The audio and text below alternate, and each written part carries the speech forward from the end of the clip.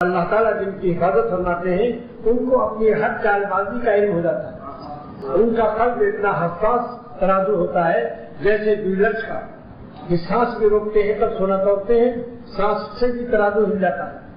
تو بعضوں کو اللہ تعالیٰ نے اتنا حساس ترازو دیا ہے کہ اگر ایک ذرہ نمک حرام نفس ان کا چکھ لے، ایک ذرہ حرام درآمد کر لے، امپورٹ کر لے، استیراد کر لے تو ان کے قلب میں لرزہ اور کپکپی آ جاتی ہے، ترازو ہل جاتا ہے، جس سے ان کو استغفار اور توبہ کی توفیق نصیب ہو جاتی ہے.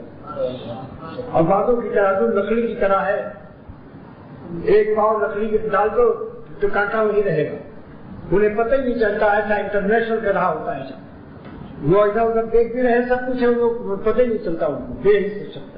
یہ گیریج کے نوکروں اور گیریج کے لوڈے جو موبائل اور موٹر صاف کرتے ہیں ان کی پتلون کی طرح اس کا دل ہے. ان کی پتلون پر اگر پوری روشنائی گرا دو تو پتہ بھی نہیں چلے گا. بازوں کا دل ایسا ہوتا ہے، اتنا گندا خبیث و تباہ، پلے اسی میں مرے اسی میں، بے حس ہو جاتا ہے. اللہ پناہ رکھے ایسے خبیث احساس سے کہ جس کو احساس بھی نہ ہو اللہ کی نافرمانی کا، اندھیروں کا احساس بھی نہ ہو، معلوم ہوا کہ نور اور اس کے گھر میں بجلی تھی.